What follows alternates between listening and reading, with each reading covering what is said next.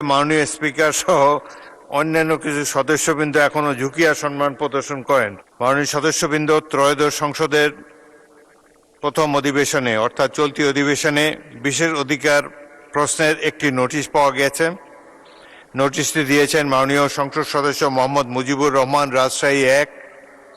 তিনি তার নোটিশে উল্লেখ করেছেন, কার্যপ্রণালী বিধির 267 বিধিতে সংসদ সদস্যদের পালনীয় বিধিতে বলা হয়েছে সভাপতির প্রতি সম্মান প্রদর্শন করিবেন।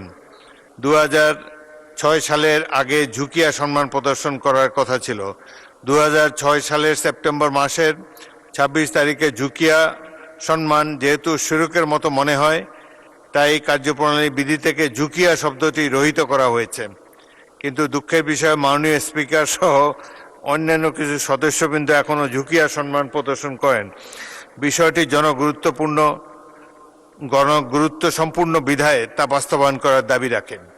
আমার উত্তর হলো, মাননীয় সদস্যের নোটিশটি তার বিশেষ অধিকার প্রশ্নের সাথে কিভাবে জড়িত তা বোধগম্য নয়। অধিকন্ত নোটিশে তিনি বা তার সংসদের অধিকার ক্ষুণ্ণের প্রশ্নটি স্পষ্ট করেননি। তাকে কার্যপ্রণালী বিধি বহির্ভূত এই কার্য করতে কেউ বাধাও দিচ্ছে না। এমত অবস্থায় কার্যপ্রণালী বিধির 165(2) অনুযায়ী মাননীয় সদস্যের নোটিশটি বিশেষ অধিকার ক্ষুণ্ণের প্রশ্ন হিসাবে গ্রহণ করা গেল না বলে দুঃখিত।